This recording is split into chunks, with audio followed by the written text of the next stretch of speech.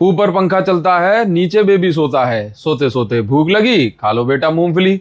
मूंगफली में दाना नहीं, हम किसी के नाना नहीं। भाई साहब, हम नाना कैसे बन सकते हैं? नाना बनने के लिए शादी करनी पड़ेगी, और शादी करने के लिए मुझे चैन से सोना पड़ेगा, और सोने के लिए ये पंखा चलना बहुत जरूरी है गाइस। लेकिन इस पंखे का जो कंडेंसर है यानी कैपेसिटर, वो खराब हो गया है। और मुझे पता है कि ये चैप्टर है इलेक्ट्रिक पोटेंशियल एंड कैपेसिटेंस, ये बहुत सारे बच्चों का खराब हो चुका है।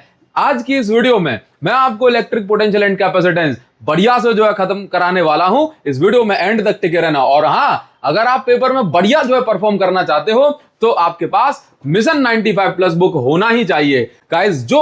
ये जो बुक है ना, जिस बच्चे के पास होगी वो बच्चा डेफिनेटली अपने एग्जाम में बढ़िया परफॉर्म करने वाला है। इस बुक के अंदर आपको PYQ से लेकर के NYQ तक और बोर्ड में पूछे जाने वाले हर सवाल आपको इसके अंदर मिल जाएंगे। इनफैक्ट बहुत सारे क्वेश्चन जब आप अपने बोर्ड का एग्जाम दोगे ना, तो इस बुक में से आपको एज इट इज देखने को मिलेंगे। तो वीडियो के डिस्क्रिप्शन में गाइस आपको लिंक दे रहा हूं, यहां से आप डायरेक्ट इसको ऑर्डर कर सकते हो। चलो जल्दी से क्लास में इलेक्ट्रिक पोटेंशियल एंड कैपेसिटेंस की शुरुआत करते हैं। तो गाइस, सबसे पहले ना हमें इलेक्ट्रिक पोटेंशियल को समझना है। तो बेसिकली इलेक्ट्रिक पोटेंशियल क्या होता है? देखो, आप इंफिनिटी से किसी चार्ज को लेकर के आते हो, लेट्स से पॉइंट ए पर, ठीक? तो आपने लेट्स से 10 जूल का वर्क किया, 1 कूलम का चार्ज था, तो यहां का जो पोटेंशियल, यहां की ताकत 10 वोल्ट कहलाएगी। अगर आपने चार्ज को लाने में 30 जूल का वर्क किया, 1 कूलम का चार्ज था, तो यहां का पोटेंशियल 30 वोल्ट कहलाएगा। तो इसी तरीके से किसी चार्ज को लाने में आप जितना वर्क करते हो उतना उस जगह का पोटेंशियल यानी कि ताकत कहलाती है। तो पोटेंशियल का formula work upon test charge, जिस चार्ज को आप मूव कराते हो, तो वर्क का formula potential into Q naught हो जाएगी। और आप लोग समझते हो पोटेंशियल की यूनिट क्या होती है? वोल्ट होती है, ठीक है ना।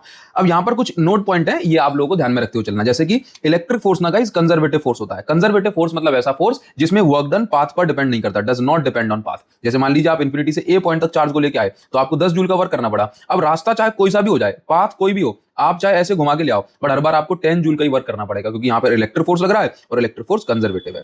तो कंजर्वेटिव फोर्स के अगेंस्ट जब भी आप वर्क करते हो तो हर बार हर केस में वर्क सेम निकल के आता है। अगर आपका पाथ कुछ भी हो, उससे फर्क नहीं पड़ता, ठीक है ना।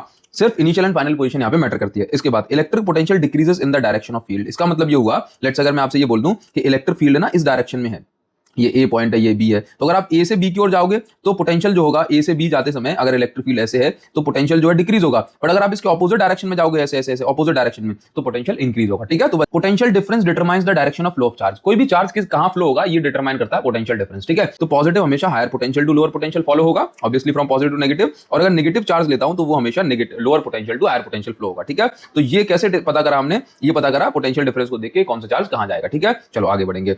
अब देखिए, जैसे मान लीजिए आपसे पूछा जाए कि इस फिगर में 3 पॉइंट आपको दिए हैं ABC, आपसे कह रहा है इलेक्ट्रिक पोटेंशियल जो है किस पॉइंट का मैक्सिमम है। तो इलेक्ट्रिक फील्ड के ऑपोजिट डायरेक्शन में जाओगे तो पोटेंशियल बढ़ता है। तो ये पॉइंट, ये इनमें से कौन सा पॉइंट सबसे ज्यादा ऑपोजिट है, सबसे अंदर है इलेक्ट्रिक फील्ड के, बोला B, तो B का पोटेंशियल ज्यादा है सबसे। अब electric potential due two point charge का डेरिवेशन इंपॉर्टेंट है, इसको आपको ध्यान देना है, ठीक है। देखो, पोटेंशियल का फॉर्मूला वर्क अपॉन चार्ज होता है ना, ठीक। तो सबसे पहले हम लोग वर्क कैलकुलेट करेंगे। वर्क किस लिए? देखो, अगर मेरे पास एक इंफिनिटी से मैं एक चार्ज Q नॉट को लेके आता हूं, ठीक है, ये Q नॉट है, मैंने इस Q नॉट को ले जाके A पॉइंट पे रख दिया। अब मैंने क्या किया, A से B तक इसको थोड़ा सा वर्क कराया और मैंने इसको dx डिस्प्लेसमेंट कवर करा। टोटल डिस्टेंस x हो गई, मुझे इसको r डिस्टेंस तक लेके आना है, मतलब इंफिनिटी से चार्ज को लेके आया और इस पॉइंट तक लेके आना है मुझे, इस पॉइंट तक की डिस्टेंस है r, ठीक है ना। तो सबसे पहले मैंने क्या किया, मैंने कहा एक बार में वर्क नहीं निकाल पाऊंगा, मुझे छोटा सा वर्क कैलकुलेट करना पड़ेगा, है ना। तो मैंने यहां पे निकाला dw। तो dw को formula F vector dot dx vector. भाई मैंने इसको स्मॉल डिस्प्लेसमेंट कराया ना, तभी तो dx लिखूंगा।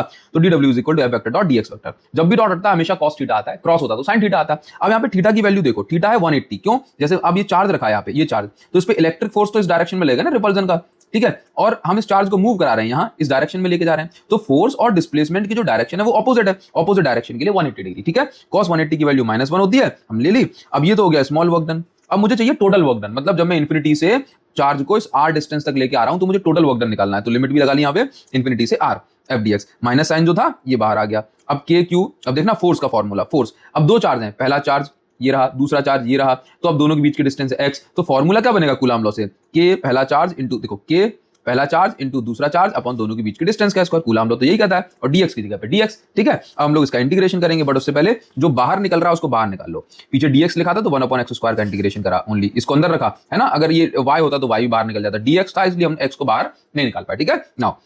अब देखिए, वन अपॉन एक्स स्क्वायर का इंटीग्रेशन होता है माइनस का वन अपॉन एक्स, वो हमने लिखा। अब ये माइनस साइन बाहर आएगा तो भाई प्लस का बन जाएगा। तो अब आप यहाँ पर देखो, अब ये अंदर बचा है, तो हम लोग इसकी जगह पे लिमिट पुट करेंगे। तो एक्स की जगह पे एक बार अपर लिमिट तो 1/r आ गया, और एक्स की जगह पे एक बार लोअर लिमिट तो ये इन्फिनिटी आ गया। ठीक है, तो ये हमने क्या निकल गया, 1/∞ 0 होता है तो उसको तो हटा ही देंगे।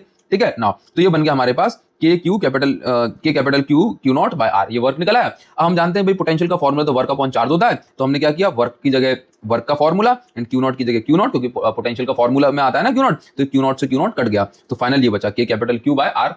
के की जगह 1/4 पे एप्सिलॉन रख देते हैं तो हमारे पास ये बचता है। ठीक है, तो ये फॉर्मूला बन गया के क्यू बाय आर या फिर 1/4 पे एप्सिलॉन क्यू बाय आर। तो जो पोटेंशियल आप देख रहे हो ये डिस्टेंस के इनवर्सली प्रोपोर्शनल होता है। ठीक है, तो ये कंपैरिजन हो गई कि भाई के क्यू बाय आर स्क्वायर, ये पॉइंट चार्ज के कारण इलेक्ट्रिक फील्ड और ये पॉइंट चार्ज के कारण पोटेंशियल। तो अपॉन में जितनी पावर ज्यादा होती है ना उतना कर्व डीप बनता है। तो देखो ज्यादा पावर वाला कर्व डीप है और कम पावर वाला कर्व जो है ये ऊंचा रखा गया है। ठीक है, तो इलेक्ट्रिक फील्ड और पोटेंशियली कंपैरिजन करी है पॉइंट चार्ज के लिए with respect to distance. Now अब देखिए, अब यहां पर एक और इंपॉर्टेंट बात होती है, ये काफी इंपॉर्टेंट ग्राफ है, बहुत बहुत इंपॉर्टेंट ग्राफ है। ठीक है, समझिए क्या लिखा है, electric potential and electric field inside conductor. Conductor की हम लोग बात कर लेते हैं, मैं लिख दूं यहाँ पे कि V is equal to maximum होता है अंदर। ठीक है, इलेक्ट्रिक फील्ड जो होती है वो 0 होती है। ठीक है, फिर पोटेंशियल मैक्सिमम होता है सरफेस पे, इलेक्ट्रिक फील्ड मैक्सिमम होती है सरफेस पे, फिर बाहर निकले तो potential inversely proportional to R होगा एंड दिस इज 1/r²। ठीक है, इलेक्ट्रिक फील्ड। तो ये ग्राफ हमने यहाँ बनाया कि सरफेस पे इलेक्ट्रिक फील्ड मतलब अंदर इलेक्ट्रिक फील्ड 0 है, फिर जैसे हम सरफेस पे पहुंचे मतलब डिस्टेंस जब भी हमारी कैपिटल R के बराबर हो गई, ठीक है, तो हमारी इलेक्ट्रिक फील्ड अचानक से सरफेस पे मैक्सिमम हो गई और थोड़ा और बाहर गए तो इलेक्ट्रिक फील्ड घटने लग गई। तो ये ग्राफ काफी इंपॉर्टेंट है। जबकि हम पोटेंशियल की बात करेंगे तो पोटेंशियल हमारा मैक्सिमम ही रहता है जब तक हम लोग सरफेस तक नहीं आ जाते। जैसे सरफेस पे आए, देखो पोटेंशियल मैक्सिमम सरफेस पे आए, अब सरफेस से बाहर जाएंगे तो पोटेंशियल जो है, अब मैं बात करूंगा एक्सियल पॉइंट पे इलेक्ट्रिक फील्ड निकालनी है, तो देखो इलेक्ट्रिक पोटेंशियल, तो ये हो गया मेरे पास एक माइनस क्यू चार्ज, ठीक, ये हो गया मेरे पास plus q charge. Axial point पे इलेक्ट्रिक पोटेंशियल निकालना है तो भाई ये हो गया मेरे पास पॉइंट P जहां पे मुझे पोटेंशियल निकालना है। ठीक है, ये हो गया सेंटर से ये L डिस्टेंस, ये भी L डिस्टेंस, सेंटर से लेके पॉइंट P होता है हमेशा R। तो ये डिस्टेंस कितनी हो जाएगी, ये हो जाएगी R माइनस L, और ये टोटल डिस्टेंस कितनी हो जाएगी, ये हो जाएगी R प्लस L।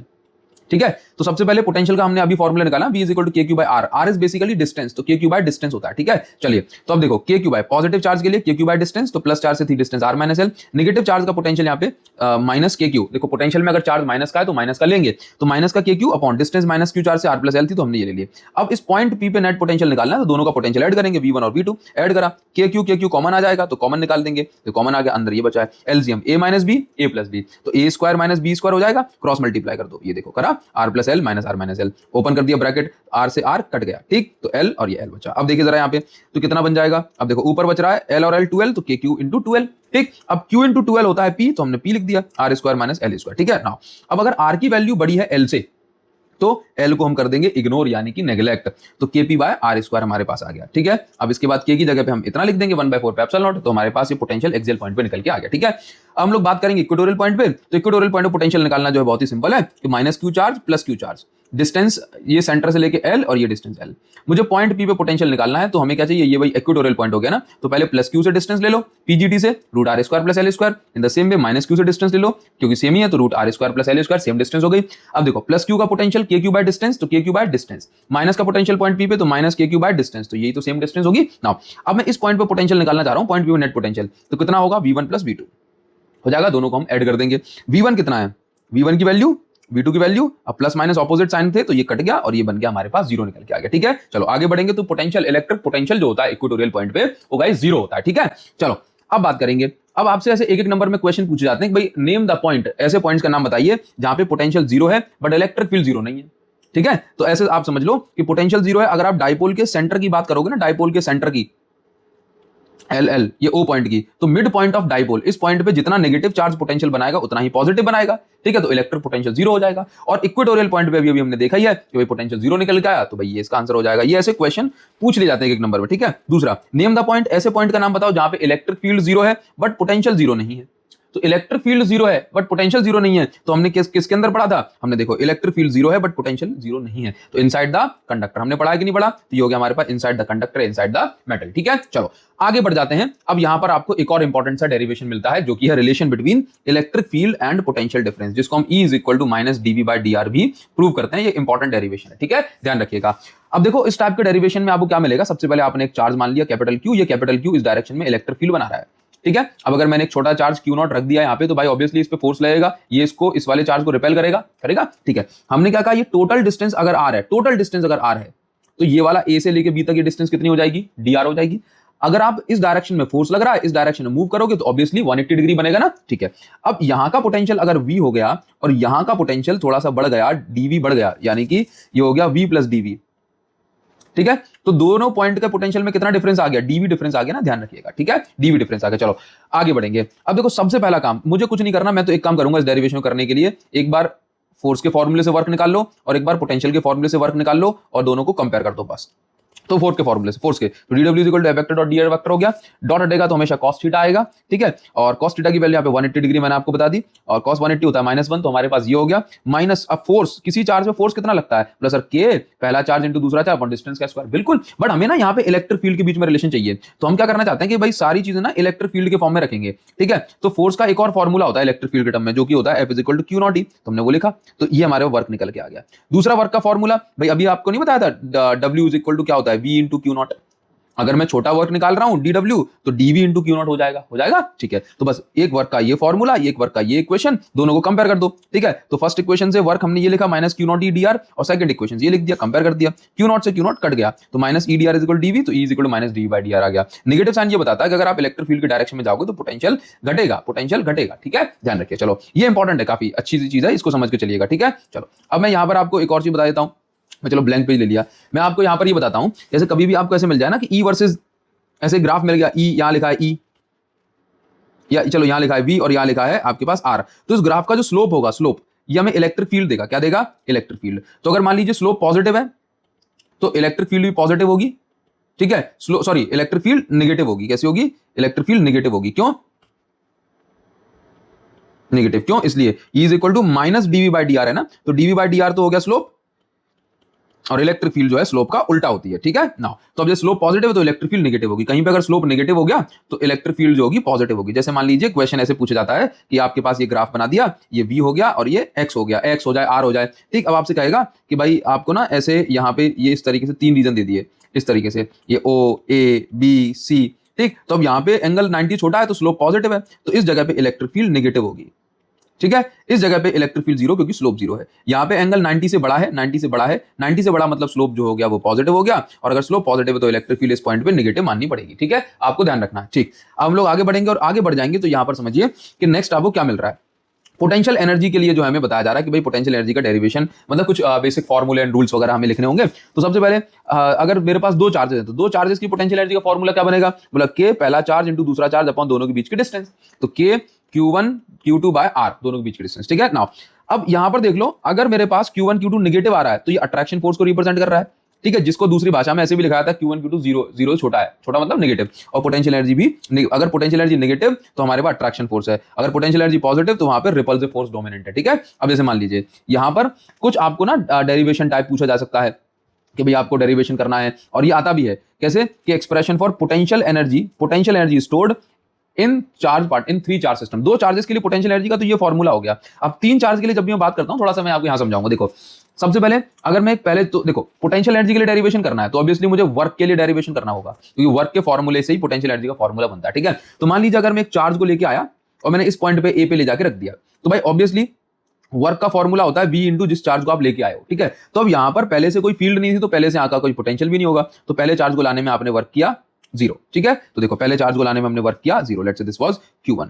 अब आप दूसरे चार्ज को लेके आए Q2 को, तो जब आप दूसरे चार्ज को लेके आए तो आप देखिए जरा, तो अब आपने इस बार वर्क किया ना, तो W इज इक्वल टू आपने वर्क किया किसके अगेंस्ट, तो देखो अब पहले से Q1 प्रेजेंट था तो इसके V1 यानी पहले वाले चार्ज का जो पोटेंशियल, और किसको लेके आया Q2 को, तो पहले वाले चार्ज का पोटेंशियल K Q1 बाय दोनों के बीच के डिस्टेंस इनटू Q2, तो इस तरीके से हमारे पास ये बन गया। तो देखो हमने Q2 लिख दिया सेकंड वाले चार्ज को लेके आया, ठीक है। अब जब मैं थर्ड वाले चार्ज को लेके आऊंगा गाइस, तो ऑलरेडी Q1 भी प्रेजेंट था और Q2 भी प्रेजेंट था, तो जब मैं इसको, तो पहले वाले का पोटेंशियल इसके अगेंस्ट प्लस सेकंड वाले के पोटेंशियल के अगेंस्ट लेके आया Q3 को, जिसको लेके आते हैं उसको इनटू में चिपका देते हैं ऐसे, ठीक है। तो पहले वाले का potential K Q1 by this distance और दूसरे वाले का potential K Q2 by distance, ठीक है। अब ले जाकर हमने तीनों को ऐड कर दिया तो वर्क डन हमारे पास आ गया, जो वर्क डन है वही हमारे पास पोटेंशियल एनर्जी बनने वाली है, ठीक है ना। तो ये हमारे पास पोटेंशियल एनर्जी हो गई 3 चार्ज पार्टिकल सिस्टम की। और अगर मैं n चार्ज पार्टिकल सिस्टम की बात करता हूं तो देखो यहां पर क्या है कि सब में से K कॉमन निकल रहा है, तो हमने भी कॉमन निकाल लिया। अब हर टर्म दो बार रिपीट हो रहा था, Q1 Q1 Q2 Q2 है ना, हर टर्म, तो हमने 1/2 2 से डिवाइड लगा दिया, दो बार रिपीट हो रहा था, हमें सिंगल सिंगल लिखना है।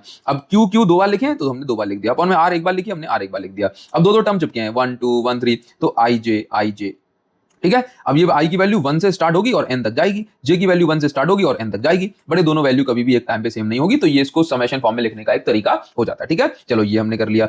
अब इसके बाद ये एक इंपॉर्टेंट डेरिवेशन हो जाता है सीबीएसई वाले बच्चों के लिए खास तौर पे। ठीक है, तो इसमें कहा जाएगा potential energy stored in external field, है ना। तो जैसे मान लीजिए आप समझो कि ये मेरे पास इलेक्ट्रिक फील्ड है, एक्सटर्नल फील्ड का मतलब है कि पहले से कोई इलेक्ट्रिक फील्ड प्रेजेंट हो। ठीक है, तो हमने Q1 चार्ज को लेके आए और इस पॉइंट पे ले जाकर रख दिया। सबसे पहले जब ये नहीं प्रेजेंट था, सिर्फ ये वाला चार्ज था, सिर्फ ये, इसको लेके आए, सिर्फ इलेक्ट्रिक फील्ड थी और इलेक्ट्रिक फील्ड में मैंने पहला वाला चार्ज इस पॉइंट पे रख दिया। ठीक है, तो आप देखो जरा, पहला वाला चार्ज में रखा तो इलेक्ट्रिक फील्ड में ऑलरेडी जो पोटेंशियल था R1 डिस्टेंस पे वो था VR1 और Q1 को लेके आए तो पहले वाले का पोटेंशियल निकाल लिया। ठीक है, अब मैं दूसरे चार्ज को भी ले आया, इलेक्ट्रिक फील्ड भी पहले से प्रेजेंट थी और इस बार पहला वाला चार्ज भी प्रेजेंट था।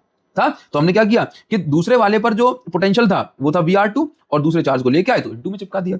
अब तो VR2 यानी इस पॉइंट का पोटेंशियल इलेक्ट्रिक फील्ड के अंदर इनटू Q2 और जो चार्ज पहले से प्रेजेंट था अब वो भी तो इस पे फोर्स लगाएगा तो उसका भी पोटेंशियल लेंगे इनटू Q2। बस, तो VR2 को हमने VR2 लिखा, Q2 और V1 की जगह के Q1 Q2। भाई देखो ये पोटेंशियल को हम Q1 का जो पोटेंशियल है उसको V1 नाम दे रहे हैं ना, और जो पहले से इस पॉइंट पे पोटेंशियल था इलेक्ट्रिक फील्ड के कारण उसको VR1 नाम दिया। तो V1 का फॉर्मूला के Q1 बाय डिस्टेंस ये लग गया और Q2 में चल रहा है। तो हम अगर टोटल वर्क निकाल देंगे W1 प्लस W2 तो ये हमारे पास टोटल वर्क आ गया, यही वर्क हमारे पास एनर्जी के फॉर्म में स्टोर हो जाएगा। ठीक है, तो हमें बस ये देखना होता है कि पहले से इलेक्ट्रिक फील्ड पहले से थी तो इलेक्ट्रिक फील्ड का पोटेंशियल था VR1 जिस चार्ज को लेके आया उसका इनटू कर दिया।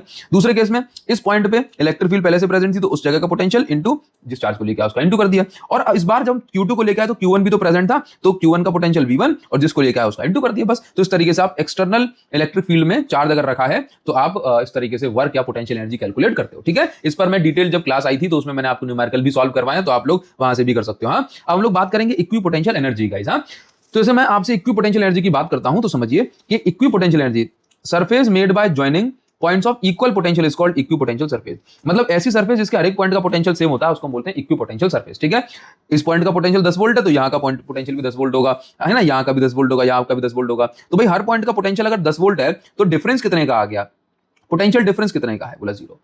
पोटेंशियल डिफरेंस कितना है, 0। ठीक है, इनटू में क्या है, Q0। ठीक है, तो पोटेंशियल इसका वर्क डन का फॉर्मूला क्या निकल के आ गया, 0। क्यों, क्योंकि भाई दो पॉइंट का पोटेंशियल सेम है तो पोटेंशियल डिफरेंस कितना है, 0, तो वही वर्क डन तो 0 आएगा ही आएगा। ठीक है, इक्विपोटेंशियल सरफेस की प्रॉपर्टी पर बेस्ड काफी सारे क्वेश्चन पूछे जाते हैं। पहले तो उसकी सारी प्रॉपर्टी आपको याद होना चाहिए। पहली प्रॉपर्टी है कि इक्विपोटेंशियल सरफेस के हर एक पॉइंट का पोटेंशियल कैसा, सेम। दूसरी प्रॉपर्टी है कि भाई आप एक पॉइंट से दूसरे पॉइंट तक चार्ज को मूव करा रहे हो तो आपको कितना वर्क करना पड़ेगा, 0। दो इक्विपोटेंशियल सरफेस कभी भी एक दूसरे को इंटरसेक्ट नहीं करते क्योंकि एक पॉइंट पे दो पोटेंशियल की वैल्यू पॉसिबल नहीं होती।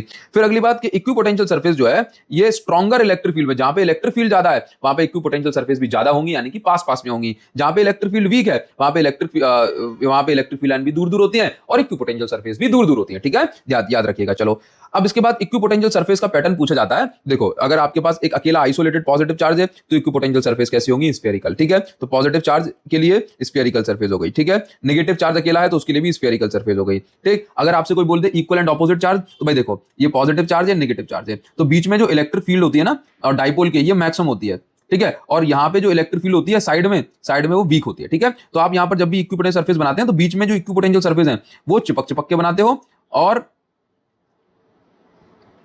क्योंकि बीच में इलेक्ट्रिक फील्ड मैक्सिमम है तो वो चिपक के बनाओगे। और अगर हम लोग देखें कि जब हम लोग डाइपोल से दूर की साइड जाते हैं तो वो आप जो है कैसे बना देते हो, बीच में चिपक के, और बाहर जो बनेगी ये बनेगी आपके फैल के। क्यों, क्योंकि डाइपोल के बाहर इलेक्ट्रिक फील्ड वीक होती है और बीच में स्ट्रांग होती है, और स्ट्रांग इलेक्ट्रिक फील्ड में इलेक्ट्रिक फील्ड लाइन जो है पास में होती है। ठीक है, ये किसी के जैसा लग रहा है भाई साहब, हाँ कमेंट में बताना। चलो, अब देखिए, अब हम लोग आगे बढ़ेंगे। अब देखिए ये प्लस और ये माइनस ना। अच्छा, अब सिमिलर चार्ज के लिए तो देखो इलेक्ट्रिक फील्ड भी ड्रॉ करने को है तो इलेक्ट्रिक फील्ड भी हम ड्रॉ करेंगे और इक्विपोटेंशियल सरफेस भी ड्रॉ करने तो हम दोनों करेंगे। बट अगर सिंपल ये बोलते इक्विपोटेंशियल सरफेस ड्रॉ करो तो डाइपोल के लिए आप ऐसे बनाना, और सिमिलर चार्ज के लिए क्योंकि देखना सिमिलर चार्ज है तो पॉजिटिव, ये पॉजिटिव, तो बीच में इलेक्ट्रिक फील्ड क्योंकि कैंसिल होगी तो वीक और साइड में स्ट्रॉन्ग। ठीक है, तो आप ये समझिए कि बीच में वीक है तो बीच में जो गैप आएगा ना वो बीच में गैप जो है ज्यादा आएगा। ठीक है, और साइड में कम आएगा। ठीक है, ध्यान रखिएगा। तो ये इक्विपोटेंशियल सरफेस ऐसे ड्रॉ करके चले आओ। अगर यूनिफॉर्म इलेक्ट्रिक फील्ड है तो फिर प्लेन सरफेस बनेगी, प्लेन यूनिफॉर्म इलेक्ट्रिक फील्ड में प्लेन इक्विपोटेंशियल सरफेस देखी गई है। ठीक है, ये तो पूछे जाते हैं वही, बट अब जो मैं आपको क्वेश्चन लिखा रहा हूं भाई ये मोस्ट इंपॉर्टेंट है, ये बहुत पूछा जाता है। जैसे आपसे कह देगा कि कलेक्शन ऑफ चार्ज भाई कई सारे चार्जेस इकट्ठे हैं एक जगह पे जो है रखे हुए हैं, ठीक, मतलब ऐसा नहीं कि सब चार्ज का सम जीरो हो गया, कलेक्शन ऑफ बहुत सारे चार्जेस हैं, ठीक है, जिनका सम नॉन जीरो है, तो बताओ उनकी इक्विपोटेंशियल सरफेस कैसी होगी एट लार्ज डिस्टेंस, ठीक है, फार डिस्टेंस पे, तो बोलना स्फेरिकल होगी, क्योंकि कलेक्शन ऑफ चार्ज कैसे एक्ट करेगा लार्ज डिस्टेंस पे, पॉइंट चार्ज की तरह, पॉइंट चार्ज की सरफेस इक्विपोटेंशियल होगी, ठीक है। कभी आपसे किसी क्वेश्चन में कह दे कि इलेक्ट्रिक फील्ड जो है ना, इलेक्ट्रिक फील्ड की डायरेक्शन है, देखो ऐसे कह रहा है, ड्रॉ 3 मतलब 3 इक्विपोटेंशियल सरफेस बनाओ for uniformly increasing magnitude electric field, ठीक है, तो कह रहा है इलेक्ट्रिक फील्ड जो है ये इंक्रीज हो रही है, ठीक, किस डायरेक्शन में, बोला जेड डायरेक्शन में, जेड एक्सिस में इलेक्ट्रिक फील्ड है, बट इंक्रीजिंग है, तो आपको ना क्या बनाना है, इक्विपोटेंशियल सरफेस, तो इंक्रीजिंग है, तो पहली सरफेस तो ऐसी हो गई, यूनिफॉर्म है तो भाई प्लेन बनेगी ना, यूनिफॉर्म लिखा है, ठीक है, दूसरी सरफेस के बीच में जो गैप होगा वो कम होगा, क्यों, उसने क्या बोला है, इलेक्ट्रिक फील्ड जो है इंक्रीजिंग है, तो इंक्रीजिंग है तो गैप कैसा हो जाएगा, कम हो जाएगा, ठीक है, क्योंकि इंक्रीजिंग है तो इलेक्ट्रिक फील्ड स्ट्रांग हो रही है, और स्ट्रांग इलेक्ट्रिक फील्ड में जो इक्विपोटेंशियल सरफेस होते हैं वो पास पास में होते हैं, ठीक है, चलो ये बात ध्यान रखिए, इक्विपोटेंशियल सरफेस से काफी सारे जो क्वेश्चन है कॉन्सेप्चुअल बन जाते हैं, ठीक है, बाकी तो मैंने आपको पता है न्यूमेरिकल सीरीज वगैरह में बढ़िया से करा है, बताओ इतना समझ में आ रहा है, ये फॉर्मेट जो मैं इस तरीके का लेके आ रहा हूं, क्या वो आपको क्लियर नहीं हो रहा, बोलो जरा, चलो आगे बढ़ जाए, आगे बढ़ जाते हैं। अब हम लोग बात करेंगे कैपेसिटर की, भाई साहब ऊपर पंखा चलता है, नीचे बेबी सोती है, सोते सोते भूख लगी, खा लो बेटा मूंगफली, मूंगफली में दाना नहीं, हम किसी के पापा नहीं, पापा पापा की बात कहां से आ गई, पापा तो हम किसी के नहीं अभी, ठीक है, चलो अब हम लोग बात करेंगे जो पंखे में जो कंडेंसर लगता है गाइस, इस कंडेंसर का ही ससुराल का नाम, मतलब घर में तो कोई किसी को किसी भी नाम से बुला देता है, ससुराल में इज्जत से बुलाया जाता है, तो इसके ससुराल का नाम जो है वो कैपेसिटर है, ठीक है, और घर का नाम हम लोग घर में से कंडेंसर कहते हैं, तो भाई कंडेंसर ही कैपेसिटर है, गंगाधर ही शक्तिमान है और बल्लू ही बालवीर है गाइस, ठीक है, तो आपको ये बात जो है ध्यान रखनी है। सबसे पहले अगर मैं आप लोगों से बोलूं कि कैपेसिटर क्या है, तो पंखे में जो कैपेसिटर लगा होता है बेसिकली गाइस, आप ये समझो कि पंखे में कैपेसिटर काम ये होता है कि अगर पंखे को स्टार्टिंग में ज्यादा टॉर्क, ज्यादा एनर्जी चाहिए होती है तभी पंखा घूम पाएगा, ठीक है, और एक बार घूमने लग गया तो फिर कोई बात नहीं, नॉर्मल करंट इसको घुमाने लगेगा। तो कंडेंसर क्या होता है, ये कंडेंसर जो है जनरल ये पहले चार्ज हो जाता है, ठीक है, चार्ज हो गया तो उसके अंदर खूब सारी इलेक्ट्रिकल एनर्जी जो है भर गई, ठीक, अब ये एनर्जी इसके अंदर स्टोर हो गई, तो जब भी इसको नीड होगी ना पंखे को, एक बार में खूब सारी एनर्जी जो है सप्लाई करेगा, और ये पंखे को ज्यादा एनर्जी, ज्यादा टॉर्क मिल जाएगा और जो घूमना स्टार्ट कर देगा। ऐसे बहुत जगह इसका यूज होता है, ठीक, तो कैपेसिटर एक ऐसा डिवाइस है जो कि एनर्जी को स्टोर करता है ना, और भाई एक बार में जरूरत पड़ने पे खूब सारी एनर्जी देता है। अगर कोई ये कहते कि सर चार्ज को स्टोर नहीं करता, तो क्या ना कि हाँ बिल्कुल चार्ज स्टोर होगा तभी तो एनर्जी स्टोर होगी, ठीक है, it is used to store charge, hence electrical energy. इसका यूज होता है पंखे में टॉर्क प्रोवाइड कराने के लिए, कैमरे की फ्लैश में ज्यादा एनर्जी लगती है तो उसमें, और डिफिब्रिलेटर यानी कि जब पेशेंट को हार्ट काम नहीं करता तो मशीन नहीं चेस्ट पे चिपका देते, उसके बाद डॉक्टर बोल देते हैं सॉरी पेशेंट इज नो मोर, ठीक है, तो भाई डिफिब्रिलेटर होता है वो, उसमें इतनी एनर्जी होती है, कैपेसिटर लगे होते हैं कि एक बार में पेशेंट को खूब ज्यादा शॉक मिल जाता है कि हार्ट रिवाइव कर सकता है उसे, ठीक है। कैपेसिटर में क्या होता है कि भाई एक पॉजिटिव प्लेट होती है और एक नेगेटिव प्लेट होती है, बीच में कोई भी इंसुलेटिंग मीडियम भरा होगा, दो प्लेट के बीच की डिस्टेंस होगी, एक प्लेट हमेशा अर्थिंग होगी इसकी, ठीक है ना, ध्यान रखिएगा। अब हम लोग आगे बात करेंगे कैपेसिटर की, हम लोग आगे बात करेंगे कैपेसिटर की, तो भाई कैपेसिटेंस क्या है, सुनिए जरा, कैपेसिटेंस क्या है, तो कैपेसिटेंस की अगर मैं बात कर रहा हूं तो सुनो, एक्चुअल में क्या है कि कोई भी कंडक्टर कितने चार्ज को स्टोर कर सकता है, गाइस क्या लिखा है, ability of a conductor, ability of a conductor to hold charge, कोई भी कंडक्टर कितना या कोई भी डिवाइस कितना चार्ज को होल्ड कर सकता है, स्टोर कर सकता है, उस एबिलिटी, उस कैपेसिटी, उस क्षमता को हम लोग जो है क्या बोलेंगे, कैपेसिटेंस बोलेंगे, ठीक है। नाउ तो Q is directly proportional to V, अब प्रोपोर्शनलिटी साइन हटेगा तो क्या आएगा, कांस्टेंट आएगा, प्रोपोर्शनलिटी साइन हटेगा तो क्या आएगा, कांस्टेंट आएगा। C is proportionality constant called capacitance, C क्या है, प्रोपोर्शनलिटी कांस्टेंट है जिसको हम लोग क्या बोलते हैं, कैपेसिटेंस बोलते हैं। चलो ऐसा unit of capacitance is farad, ठीक, तो कैपेसिटेंस की ऐसा यूनिट फेराड है। Q is equal to CV होता है, तो C का फॉर्मूला Q बाई V हो गया, ठीक। अब यहां पर दो इंपॉर्टेंट डेरिवेशन होंगे वो हम लोग सीखेंगे, बट उससे पहले कैपेसिटेंस का कुछ जो है फैक्टर्स होते हैं जो हमें समझने हैं कि भाई किसी कंडक्टर का अगर आप लोग साइज बढ़ा दोगे तो उसकी जो कैपेसिटेंस होगी वो बढ़ जाएगी क्योंकि ज्यादा चार्ज स्टोर हो सकता है। अगर आप किसी कंडक्टर के पास में एक अनचार्ज कंडक्टर ले आओगे, कैसा कंडक्टर, अनचार्ज कंडक्टर, तो अनचार्ज कंडक्टर लाने से पोटेंशियल घट जाता है और कैपेसिटेंस बढ़ जाती है, ठीक है। नाउ कैपेसिटेंस चार्ज पे डिपेंड नहीं करती, ये बात फिक्स है, ये बात मोस्ट इंपॉर्टेंट पॉइंट है, सबसे ज्यादा यही पॉइंट पूछा जाता है, कैपेसिटेंस चार्ज पे डिपेंड नहीं करती। जैसे कि कैपेसिटेंस का एक ये फॉर्मूला है, इसमें भी चार्ज नहीं आ रहा है, हम आगे देखेंगे कैपेसिटेंस का ये फॉर्मूला, इसमें भी चार्ज नहीं आ रहा, कैपेसिटेंस का ये फॉर्मूला, इसमें भी चार्ज नहीं, तो कैपेसिटेंस चार्ज पर डिपेंड नहीं करती है गाइस, ठीक है। तो सबसे पहले तो आप ये समझो कि कभी भी कैपेसिटेंस का डेरिवेशन करना होगा तो एक चीज याद रखो, Q बाई V ये फॉर्मूला, और V निकालना है तो V का फॉर्मूला होता है इलेक्ट्रिक फील्ड इनटू डिस्टेंस, ठीक है, बस इतनी बात। चलो अब देखिए आप यहाँ पे expression for parallel plate capacitor, इसकी अगर मेरे पास एक पैरेलल प्लेट कैपेसिटर है तो उसकी कैपेसिटेंस का फॉर्मूला मुझे डिराइव करना है, ठीक है, समझो। तो ये मेरे पास कैपेसिटर है, सबसे पहले कैपेसिटर की जो प्लेट है उस पर चार्ज Q एरिया ए पे फैला हुआ है, तो Q is equal to sigma A, sigma surface charge density होती है, ठीक है। अब इलेक्ट्रिक, अब देखो भाई कैपेसिटेंस का फॉर्मूला Q बाई V है ना, है कि नहीं, Q बाई V है, तो चार्ज की जगह पे तो चलो मैं आगे सिग्मा ए लिख दूंगा, V की जगह पे क्या लिखना है, तो V का फॉर्मूला भी मैंने यहां बताया था आपको, इलेक्ट्रिक फील्ड इनटू डिस्टेंस, तो प्लेट के बीच में इलेक्ट्रिक फील्ड E0 और डिस्टेंस की जगह D, ऑपोजिटली चार्ज प्लेट के बीच में जो इलेक्ट्रिक फील्ड होती है, देख रहे हो, सिग्मा बाय एप्सिलॉन नॉट, ये लिखी और डी की जगह डी। तो कैपेसिटेंस का formula C is equal to Q by V, Q की जगह सिग्मा ए, वी की जगह दिस, सिग्मा सिग्मा खचर खचर कैंसिल, तो ये हमारे पास ही आ गया। अगर हम लोग जो है तो कैपेसिटेंस इतनी निकल के आई। अगर हम लोग प्लेट के बीच में पूरे में डाइलेक्ट्रिक भर देते हैं तो कैपेसिटेंस k टाइम्स हो जाती है, ठीक है, याद रखना। अब हम लोग बात करेंगे कि ये भी काफी इंपॉर्टेंट, मोस्ट इंपॉर्टेंट डेरिवेशन है, इसको समझ के चलिए, ठीक है। अच्छा, capacitance of capacitor partially filled with dielectric, ये कैपेसिटर है, इसमें डाइलेक्ट्रिक भरा हुआ है, बट कैसा, पार्शियली, आधे पोर्शन में डाइलेक्ट्रिक भरा हुआ है। डाइलेक्ट्रिक भरा है कैसा, पार्शियली, आधे पोर्शन में डाइलेक्ट्रिक भरा हुआ है, ठीक है। तो Q इज इक्वल टू सबसे पहले सिग्मा है, पहले एक पूरी कहानी समझते हैं। प्लेट के बीच की डिस्टेंस d है, प्लेट के बीच की डिस्टेंस d है, ओके गाइस। नाउ थिकनेस कितनी है, थिकनेस t है, ये डाइलेक्ट्रिक स्लैब की थिकनेस है t, ठीक है, समझ के चलिएगा। तो Q इज इक्वल टू क्या हो गया, सिग्मा ए हो गया, ठीक है। Potential difference between plates, plates के बीच में पोटेंशियल डिफरेंस कितना है, तो इलेक्ट्रिक, अब पोटेंशियल डिफरेंस का फॉर्मूला तो होता है ना, इलेक्ट्रिक फील्ड इनटू डिस्टेंस। तो आप देखो इसमें दो मीडियम है, एयर है, पहले से एयर प्रेजेंट थी, तो एयर में इलेक्ट्रिक फील्ड को बोला ई नॉट, ठीक है। और अब एयर की डिस्टेंस कितनी बची है भाई, पहले तो पूरी डी डिस्टेंस में एयर थी, अब टी में तो वो आ गया ना डाइलेक्ट्रिक, तो टी घटा दो, तो एयर में electric field E not into air की डिस्टेंस, प्लस मीडियम में इलेक्ट्रिक फील्ड, स्लैब के अंदर electric field E into slab की थिकनेस टी। चलो, ई नॉट को हमने बोला sigma by epsilon not, D minus T की जगह दिस।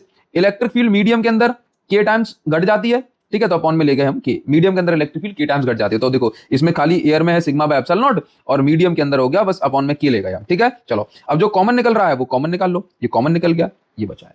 अब कैपेसिटेंस का फॉर्मूला Q बाय V, तो Q की जगह पे दिस एंड V की जगह पे काटा पीटी करेंगे, सिग्मा सिग्मा कट गया, ये निकल के आ गया। स्पेशल केस भी लिख लो, ये फाइनल फॉर्मूला हमने डिराइव कर दिया। स्पेशल केस लिख लो, स्पेशल केस है कि epsilon not A D minus T, ठीक है। चलिए, तो अब सॉरी, आप ये समझ लो कि अगर थिकनेस जो है, अगर ये स्लैब है वो मेटल की बनी हुई है, मेटल की बनी है, तो के की वैल्यू इनफाइनाइट हो जाएगी, के की वैल्यू इनफाइनाइट हुई तो ये वाला टर्म जो है पूरा जीरो हो जाएगा, तो हमारे पास ये निकल के आता है। तो ये डेरिवेशन इंपॉर्टेंट है, बस एक बात याद रखो कि पहले हमने चार्ज निकाल लिया, पोटेंशियल डिफरेंस फॉर्मूला होता है एयर में इलेक्ट्रिक फील्ड इंटू एयर की डिस्टेंस, मीडियम में इलेक्ट्रिक फील्ड इंटू मीडियम की डिस्टेंस। बताओ क्लियर है ना, तो इस तरीके से हम लोग उसको सॉल्व करते हैं, ठीक। फिर हमने पोटेंशियल निकाल लिया, कैपेसिटेंस का ये फाइनल फॉर्मूला है, इसमें वैल्यू पुट कर आंसर आ गया, ठीक है। क्लियर है, कमेंट सेक्शन में लिख के बताना कि हाँ सर मुझे समझ में आ रहा है, ठीक।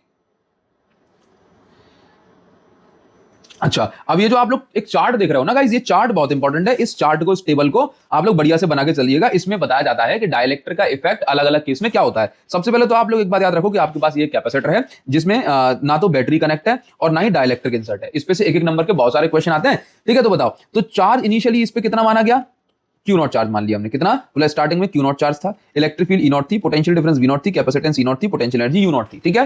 अब हमने क्या किया, हमने इस केस में इसमें डाइलेक्ट्रिक इंसर्ट कर दिया। तो गाइस याद रखिए, डाइलेक्ट्रिक इंसर्ट करने से चार्ज को कुछ नहीं होता, बट इलेक्ट्रिक फील्ड घट जाती है, पोटेंशियल डिफरेंस घट जाता है और कैपेसिटेंस बढ़ जाती है, ठीक है। अब देखो इसका मतलब ये हुआ कि अगर आप डाइलेक्ट्रिक इंसर्ट करोगे तो चार्ज सेम रहता है, कैपेसिटेंस हर केस में डाइलेक्ट्रिक इंसर्ट करने से, चाहे बैटरी लगी हो या ना लगी हो, कैपेसिटेंस हमेशा के टाइम्स होती है। और देखना जरा कि Q is equal to CV and C is equal to Q by V।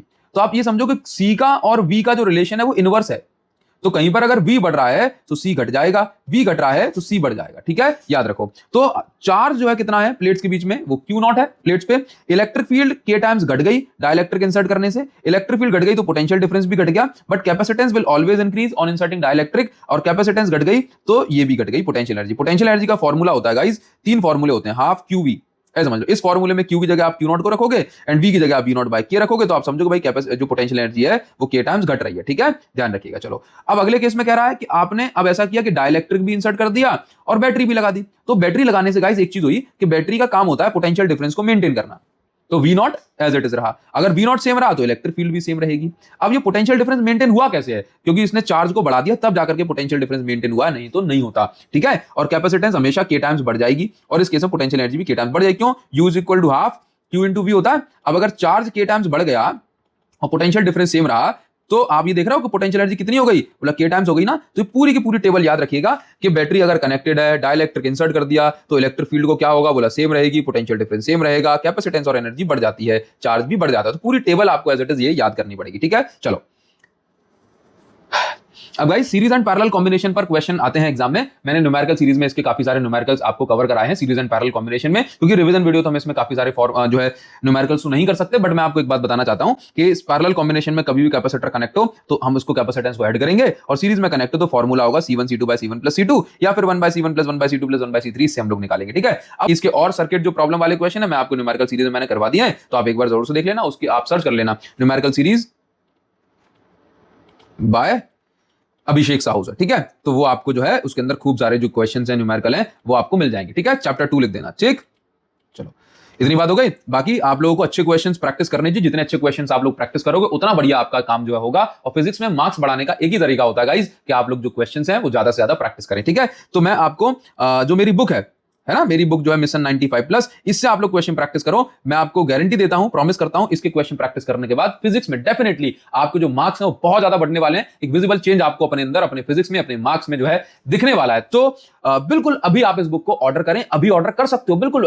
मैं बोलूंगा भाई एकदम हर चैप्टर से आपको 100 के आसपास अराउंड क्वेश्चन मिलते हैं। बड़ा चैप्टर है तो ज्यादा क्वेश्चन, छोटा चैप्टर तो कम क्वेश्चन, ठीक है। और रेलेवेंट क्वेश्चन है, पीवाईक्यूज के साथ साथ एनवाईक्यूज हमने इसके अंदर दिए हैं। तो आप इसको जरूर जरूर जरूर आप इसको जो है इससे क्वेश्चन प्रैक्टिस करिए। और फिर मैं आपसे वादा करता हूं कि कोई क्वेश्चन एग्जाम में ऐसा नहीं होगा जैसा क्वेश्चन आप अपने बुक से पढ़ के ना गए हो, ठीक है। तो आप इस बुक से क्वेश्चन प्रैक्टिस करो। लिंक मैं आपको इस वीडियो को डिस्क्रिप्शन में दे रहा हूं, लिंक से आप ले लोगे मिशन 95+, तो आपको डिस्काउंटेड प्राइस में मिल जाएगी। अदरवाइज आपको उल्टे सीधे प्राइस जो अलग अलग सेलर डाल के दे देते हैं, ठीक है। So thank you so much guys, thanks a lot. Video के कमेंट सेक्शन में आपका वेट कर रहा हूं, जल्दी से मुझे बताइएगा कि ये वीडियो आपको कैसी लगी, ठीक है। Thank you so much guys, thank you so much.